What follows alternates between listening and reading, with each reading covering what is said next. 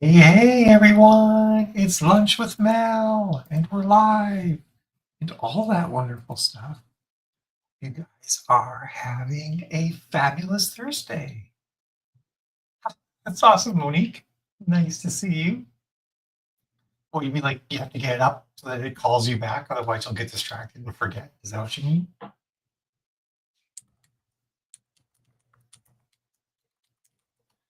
Let's see. I have topics today, but I don't want to get to them quite yet. So it's gonna sort of like see how everyone's doing. Like a lot of people here already. How's everyone doing today? I'm stoked for the weekend. It is going to be, I think it's going to be nice this weekend. It's been pretty nice these last few days. It's been sunny. For those of you who use Fahrenheit, it's been in the high 60s. Um, it's 70 right now, actually. For those of you Celsius, like 19, 20, I think. Hey, Amy, long time no see. And Jill, I just showed up mid-sentence. So that's weird. I guess it doesn't come online at the same time everywhere. It says I always feel like it says I'm live, but am I live live? Am I live everywhere live? Hey Melody and Len. Yes, I am going to entice Eva out onto some nature thing. I actually told Eva that I am going to fireman's carry her off to a hiking trail if she doesn't just come along with me. Like I'm kicking and screaming. I'm fully prepared to drag her out into nature. I'm curious. Lately, it's been nice during the week and raining on the weekends, so let's get a drum roll here. Ooh, dang! It's definitely colder on Saturday, but it's cloudy, and Sunday it's raining. Damn you, weather! I can still get her out on Saturday, or maybe like Friday afternoon. That might work too. What would be a cool promo pick? The way I look right now, or dragging Eva out into the woods. She thought it was funny, actually, the idea of being dragged out into the woods. Yeah. Oh yeah, Saturday. The drive. You mean the drive just you and me drive or with Eva? Hey William, how you doing? Have you moved yet, William, or are you still in Kanakistan? Okay, next week's gonna be pretty rainy overall. Then after that, we get some pretty nice spring weather happening, which I'm stoked about. Amy, I miss seeing your avatar since I'm not actually seeing your face, but I have seen your face. I know what you look like. Um, yeah, we're in New Brunswick, so in the St. John area, which is pretty beautiful. Actually. Oh, August. For some reason, I thought it was sooner. Wow, your house sold though. So, like, what's your plan, William? Are you gonna like be in limbo until the end of August, or are you basically gonna be renting your house until the end of August? Pardon me. Whew, that one was unstoppable. That's like the stuff, right? Like selling your house, it's always really tricky. We have fingers crossed. Our closing is next Friday, so our house will be vamooshed as of next Friday, and then that will be a major hurdle passed because right now paying rent and mortgage is a lot. Closing end of August. My goodness, that's a long time. Good old visa stuff. Eva got her citizenship certificate in less than a month, which was awesome. So that's one another hurdle that we have down. There's so many hurdles when you move countries. Like I mean, I've done it before, but I did it before when I was young and stupid and didn't have anything. And now it's like, oh crap! Like there's a lot of stuff that we gotta get everything buttoned up just right. But we are crazily like just about halfway through 2025. We're like 45 days away from being halfway through the year, which I guess in the grand scheme of things is still, or the small scheme of things, in some scheme of things, is still a ways. But it's turning out to be quite the year, isn't it? Um, last year Facebook ads made things rocky for a lot of people, but the year in general, was great for a lot of people. A lot of people like sorted things out and got really good performance out of ads or just good releases and things went well. And then starting around November of last year, everything kind of got squirrely. We've been in about 6 months of squirrely now at this point. And there's this is part of what's prompted Jill and I to come up with this next topic that we're talking about, or at least like informed how we're fleshing it out, is that there are times when you're an author where things go sideways on you. A big one that happened was when they moved from KU1 to KU2, and they completely changed the way that they paid people out, that they managed KU, and how you basically got your reads out of it and whatnot. And it was a massive change, and people's careers evaporated when that change happened, and new people had careers made. Um, and and there's been other smaller ones like that along the way. And I think that the authors that like sort of are focused on their platform and focused on their overall brand are the ones that are best situated to survive that. When I say brand, I don't mean like the color of your logo and stuff like that. Like that's an element of branding. Brand is something much bigger. It's mostly about your stories when it comes to your brand. And I think that's something that we're gonna have to start thinking about a lot this year for authors that want to like weather things that happen. The stronger and more clearly identifiable your brand is, I think the better you can weather um, whatever might come your way. And to be honest, like using myself as an example, that's how I've weathered the last 4 years of not releasing, which I know always sounds crazy, right? Like, how can I be an author if I go 4 years without releasing a book? And I've asked myself the same question sometimes. But I feel like I feel like when you've got like over 100 books published, you can kind of like point at that and be like, I'm still an author. Um, but it was all about building my brand, and I knew when I was doing that, I knew when I was going hard and writing all those books that there would come a time when I would be sick, or something else might happen. Someone else is sick, or just mentally unable to do it, or just didn't want to do it anymore. Like I knew that something could happen that could cause me to not want to write anymore, like the whole make hay when the sun is up sort of thing. And so I'm like, hey, no pun intended. I'm just going to go as hard and as fast as I can. Then when the gravy train of motivation starts to die out, I will be completely hosed.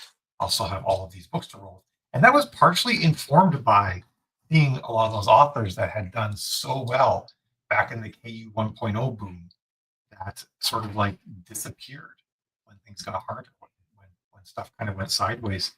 They just weren't around anymore after that, after 1.0 ended.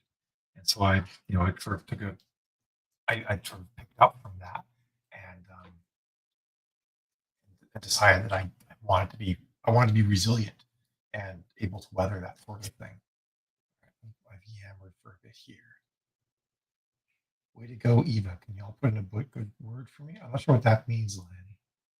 But I'll work with you. As long as you don't lose your paperwork. Yes. I know, right? The paperwork. Oh yeah, I'm playing with claws here right now. Don't mind me. I need to fiddle them, so I put claws on my fingers. Um, yeah, Amy, we're really glad that progress is happening too. It's very sweet that you're emotionally invested in our family's journey. We are also emotionally invested in our journey. So I feel that. Quick the year is definitely the understatement. Yeah, I mean, years between releases for some people is actually quite normal. So like it really comes down to like how are you going to weather that? And some of it does depend too, like, is writing your primary income? Is it a secondary income? Is it something that you do for fun and you love doing it? And if you can make some scratch on the side to help pay for the whole thing, that's cool too. Like we all have different things that we need out of writing, and they're all valid. Um, and that's okay. But I think even if you write, like if you're like hobby level writing and you're doing it for you, having like some resilience to your brand and knowing that when you release a book, like your core readers are going to be reading it is still like really really good and valuable. This makes it easier for me to brush my hair. I don't need to grab the brush anymore. Just use the claws and do that. I was trying to get some good Catwoman claws, but the guy on Etsy like took $140 and then just completely stiffed me. So I found some plans and 3D printed my own and like adjusted them to be the right size. I'm still gonna do some finessing. I want to make them so they taper in a little bit more nicely at the end. Maybe do a couple different styles, but claws are going to get me into my 3D modeling phase apparently, rather than just 3D printing. Now, what would you say are the important points about how to define what your brand is? Well, I think one of the key parts of your brand is what kind of reader are you going to attract? Um, is it a reader that wants is it a reader that wants like deep emotional feels? Is it a reader that wants like conflict and drama? Do they want like a K drama or a telenovela in a book format? Are they a reader who wants um, the big emotional hit of the epic struggle with loss and a journey and yada yada yada? Like, what is it that your reader wants? And part of that is the universal fantasy thing. If you haven't read Theodora Taylor's what's the book called? Seven Figure Fiction, where she talks about universal fantasies. You definitely need to read that. Um, because most of us as authors, we have a universal fantasy or maybe a couple across all of our books. One of my big ones is Found Family, and another one is the Into the Unknown, journey into the unknown kind of universal fantasy, which was a really big part of stuff like Star Trek, right? That it was this ongoing journey into the unknown. People love that kind of story. That no one's been beyond the horizon. Let's go see what's there kind of story. And that's something that I definitely um, built my stories to appeal to people who had that sort of who were looking for those sorts of feels. So, and a lot of us, when we start writing, we don't know what feels we write to. Like we don't really have a solid grasp on all of my stories are going to appeal to people who like this sort of thing. We're just like, I want to tell a cool story and this is kind of neat and I'm going to do it. Underneath that is sort of your meta story that's going to be across all the stories that you write. And that's going to be your meta story is actually built out of a number of universal fantasies. And many of us don't know. Like I said, I didn't know what my meta story was when I started, but now my meta story is sort of this ongoing legacy, um, post-humanism, transhumanism, um, found family, and the into the unknown, all sort of rolled into one. My readers know that if they pick up any of my books, they're gonna get some, at least 70 to 80% of those major three themes that are all part of my meta story. Transhumanism and posthumanism are going to be in all of them. Found family is going to be in all of them. Not all of them have the into the unknown kind of journey attached with them, but they do. They all will have epic sacrifice and loss coupled with final victory kind of feels all put into those, like a Star Wars kind of thing, right? Where we lost Biggs, um, and basically everybody else in the Death Star run, but we made it. We saved, everybody at Yavin, and we blew up the Death Star. Like you're going to get that kind of thing. We're actually right now. Oh my God, we're one episode away from being done Andor, and I don't know if a show has ever made me like a sci-fi show has ever made me feel in the way that Andor makes me feel. Um, it's really quite amazing what they've managed to do with that story. Another one that sort of like blew my mind recently with how much they made me feel in ways I don't think I've ever really expected to feel from before is Arcane, the League of Legends anime series. If you if you if you don't like animated television, set that aside. Um, this is like if Tim Burton had an anime sense of style and created one of the most sort of epic, far-reaching, convoluted, multi-character stories you've ever seen. It's pretty amazing with like the best soundtrack ever. You gotta watch Arcane if you haven't seen it. It's so good. Anyway, where was I going with all of this? All right. just we're talking about the field, right? Like, and generally speaking, when I go into Star Wars, so long as I'm not like if I'm not going to the main movies, I know I'm going to get certain kinds of feels from most of the shows. Um, Especially recently, I know what kind of feels I'm getting, and I think by what happened with Star Wars too is like the meta story changed. The meta story changed from like the lone plucky hero against immeasurable odds, where everything is like really clearly defined in black and white. Although it wasn't by the end of Jedi, um, Star Wars grew up and it got shades of gray and it got characters that sat somewhere in the middle with ambiguous goals, stuff like that. And people started delivering different feels. And some people weren't prepared for that. And some people were like, this is the adult Star Wars I want. Um, so, so, but that brand is important. And Star Wars was, I mean, Star Wars is a little bit all over the place already, but imagine if Star Wars was even more all over the place. Or I don't know, there was also um, like a story. It was like a Real Housewives kind of story that followed a bunch of Twi'leks on Coruscant or something like that. If it was that diverse, if you were getting stuff like that, if you were getting a Star Wars baking show, like you didn't really know what you were going to get when you turned on Star Wars, then the brand would be weakened, and it would be harder for them to survive times of uncertainty.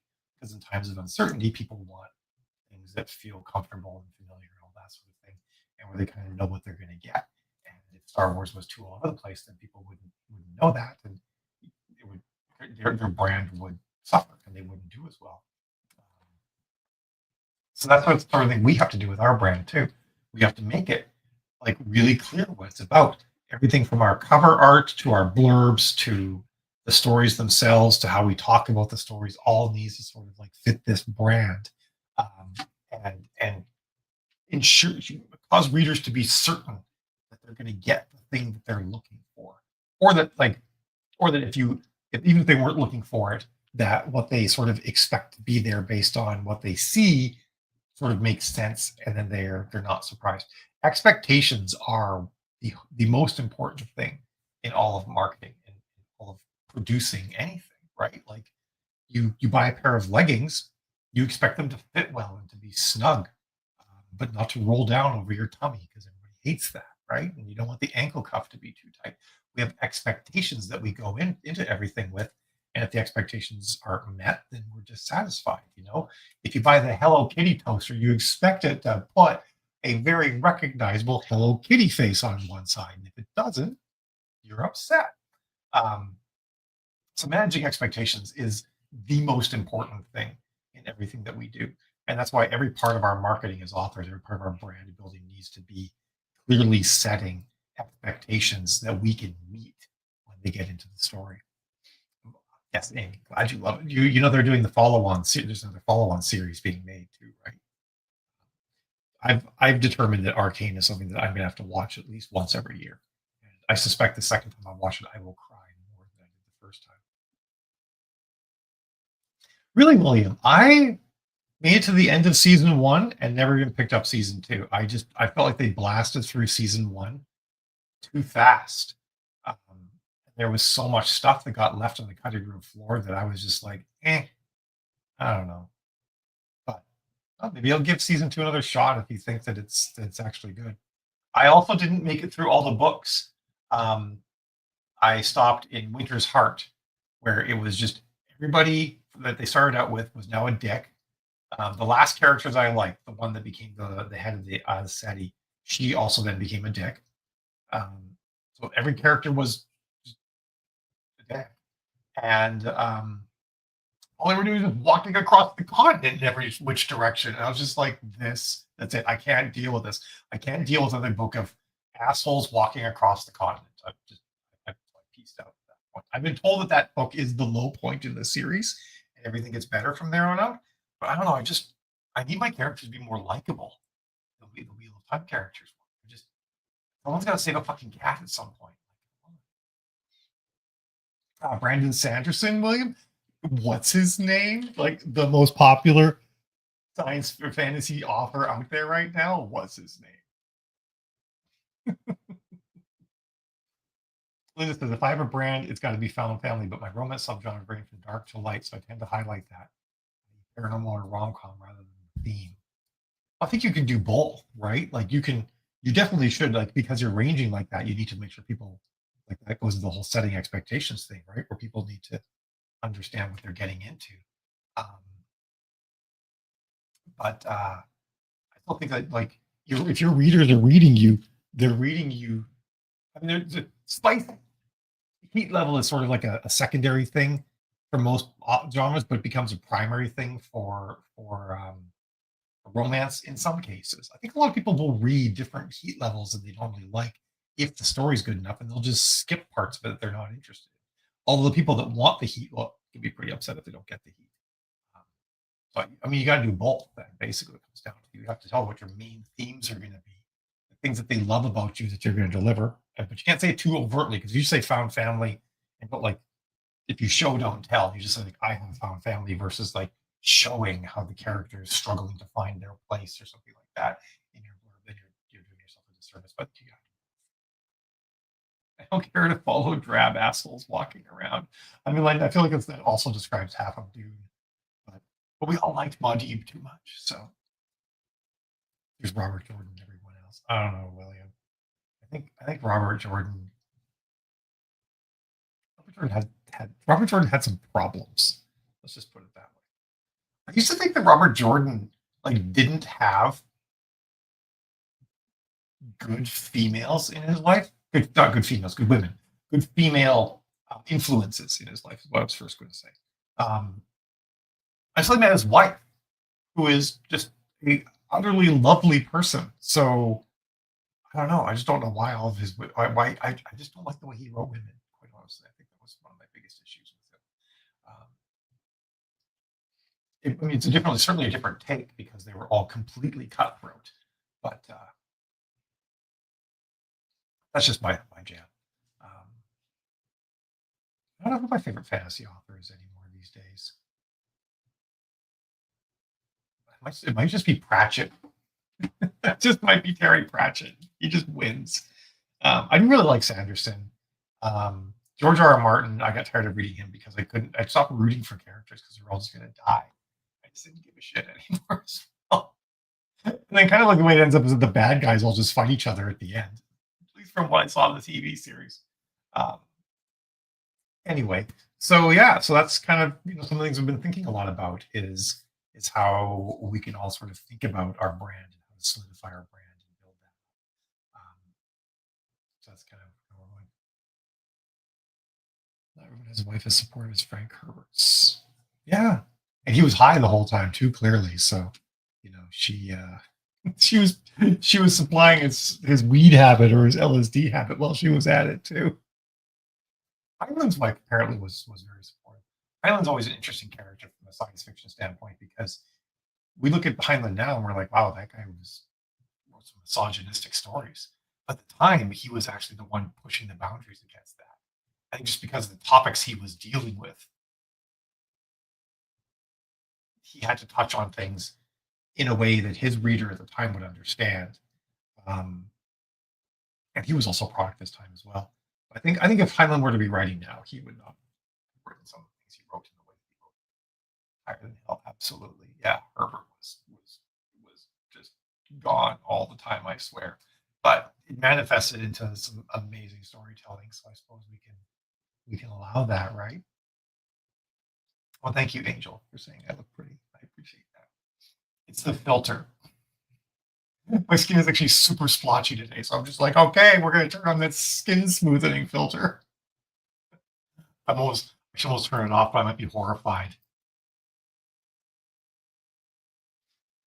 All right, there. Actually, wow. Maybe my skin actually just does look really good now. It looked really splotchy before, so now I no longer have the smoothing on. It's kind of funny, like you can play with this stuff and just make yourself just look completely unrealistic, right? Like, I wish my skin did look like this, but it doesn't. Anyway, enough of me playing with the filters in here. So yeah, so that's the other things I want to talk about. So so of course one of these will be this. So this is actually in some regards leading into our class that we're going to be doing in June for anybody in Storyteller Lab. I'm going to take a couple of weeks before we dive into it. Really to help me get this darn book done that I'm working on. But probably like the week of June 15th, we'll end up starting this class. And it's going to be all around like building our brand, understanding what our foundation should be, making sure that we have identified the main pillars of a strong author foundation, and we've got something there for all of them. You know, none of us are going to have every one of the pillars of a strong author foundation all completely nailed, but we should have like some part of the pillar done, and that's going to be kind of the goal. And some of it is going to be the writing. I want to do something that I haven't done before. I actually want to do a bit of critique of writing and opening chapters. And I think I'm going to stick to just opening chapters, and possibly closing chapters. Like I might read the first and last chapter of a whole bunch of books for people and see what I think of them. But I really feel like for a lot of folk, when I market people's books, when I have books that just I have so much trouble selling, I go look at their first chapter. I'm like, oh, that's why. It doesn't mean that the book is like a lost cause. It just means like, oh, we can change something in here and make this work a lot better. It's entirely possible. I volunteer as tribute. Certainly. I might enlist some help too. Because like I don't read personally for pleasure every genre. So there are elements from some genres I think will really attract people that might not attract me. So I'm going to see if I can get some help on that front too, but not too much because too many voices will make it too confusing. But I do think there's certain elements, you know, where you've got to introduce certain things and book things certain ways. And I am going to be a little bit less focused on what you're just supposed to do, more around like, are you opening loops? Are you putting questions and curiosity into the reader's minds? You know, are you ending on a hook? Are you not putting too much backstory? I want to focus more on universal things like that rather than genre specifics. I think that's important. And I might get a little bit particular about prose too. You never know. I might come at it. One of the things I find to be really hard to read is when the prose is, and I'm not talking things like comma placements and EM dashes. It's more like when thoughts are started and then not finished properly. We all do that. And our editor is supposed to fix that, or at least flag it and tell us to fix it. I want to look at things like that, where some information is put on the page for the reader to soak in and do something with, but then it's never followed up with, and not like big things, but like small things within a paragraph, stuff like that. But I really feel like that stuff's really important to making it so that books are very readable. I've been doing a bunch of sort of like inadvertently been reading a bunch of like amateurish fiction lately, and it's actually been very useful for me because I'm like, wow, these are like, it's very highlighted some of the mistakes that people make in their writing. I think most people that have written a novel don't make as many of those mistakes, but looking some more. When I say amateurish, I mean like people who don't professionally write, like they're amateurs. It sort of like brings to light certain things, like, oh yeah, gotta watch out for that. And in this scenario was obvious, but it can be done. That mistake can be subtle as well. So maybe be some fun stuff like that we're going to get into. That's probably going to be a 2-month class, and then we'll dive right into genre and trope stuff, which is going to be very, very tied in. Or maybe this class will just morph through genre and trope at the same time. We'll see exactly how I plan. I'm pretty stoked to do it. I also do want to make sure I enjoy summer, because now that we've moved to the Great White North, summer is a fleeting thing, and you have to get as much of it in as you can, right? Like it's mid-May and the trees are still just sort of budding out their leaves. It's like, come on, bitches, like get going already. Oh, back home everything will be fully green now. I know I call it back home. Not home anymore, but it's still home, right? You live there for 25 years. It's just gonna be like another place that's on my list of home, because where I grew up, I still call that home too, and I haven't lived there for 25 years. So yeah, it's just gonna be a bunch of different homes. If Brandon Sanderson can finish off the Game of Thrones series, I think he was thinking about it, and his own fans like threatened to like burn him at the stake or something like that. They're like, no, finish your own damn books. Stop finishing other people's series or something. I remember there was some sort of controversy around it, and he like was like maybe, and then there's some backlash. He's like, no, of course not. I would never do something like that. Aw, I didn't mean to make you sad. I'm sorry.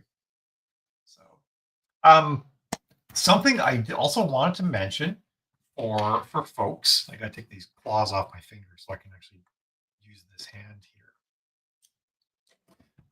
here. There's been 1.5 changes in Facebook recently that I thought might be interesting for people to look at from an ads perspective. I did mention them in the um, ads analysis class we did yesterday in school, but I'm going to mention them again here today because I think they're good to know.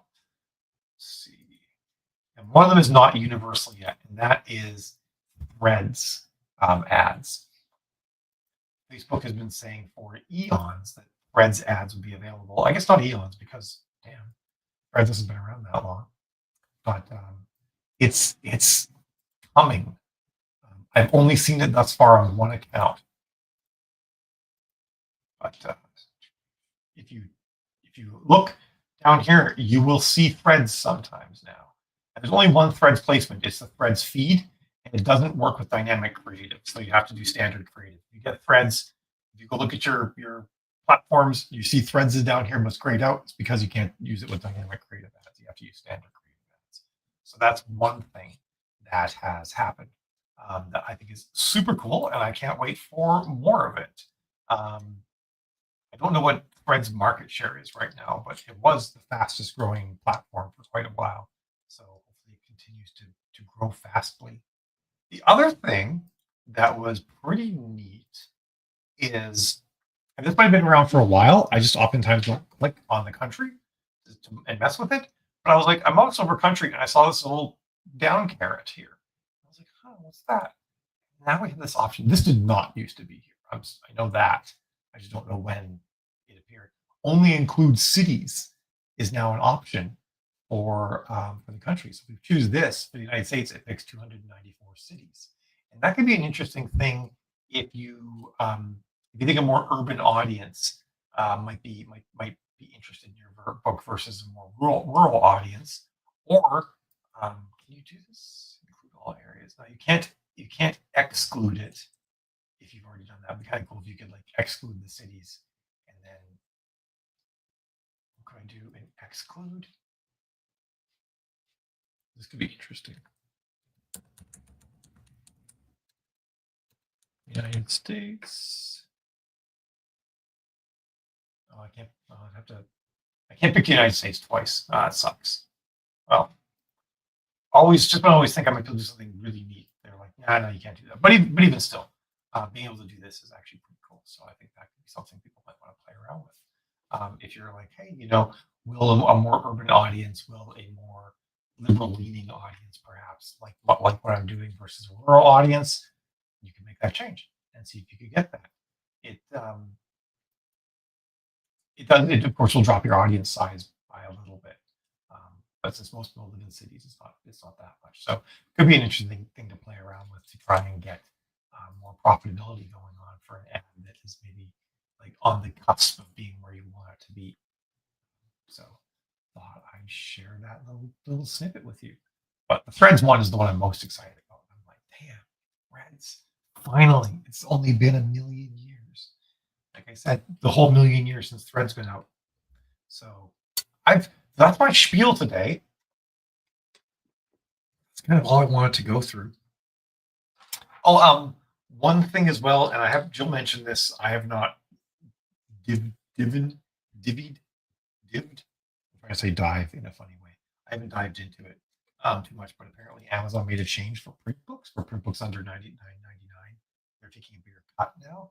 Probably because they just need to make sure they make enough money with higher prices of everything and tariffs and stuff like that. And I think like unless you're doing a novella, your print book should be over $9.99 anyway. So for most people, I don't think it should hit folks too hard. But that's worth just sort of digging into as well. But yeah, That's I think for most people, it's not a big deal. We're like, yeah, print. If I make something, it's better than nothing. But it might be worth looking at if you have any books or $9.99 if you need to bump them up a little bit. So yeah. Well, folks, then I am going to.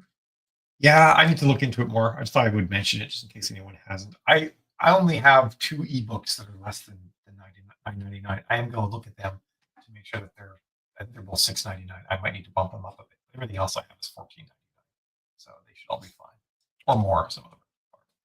I print books all the way up to $35. I think those ones will be fine.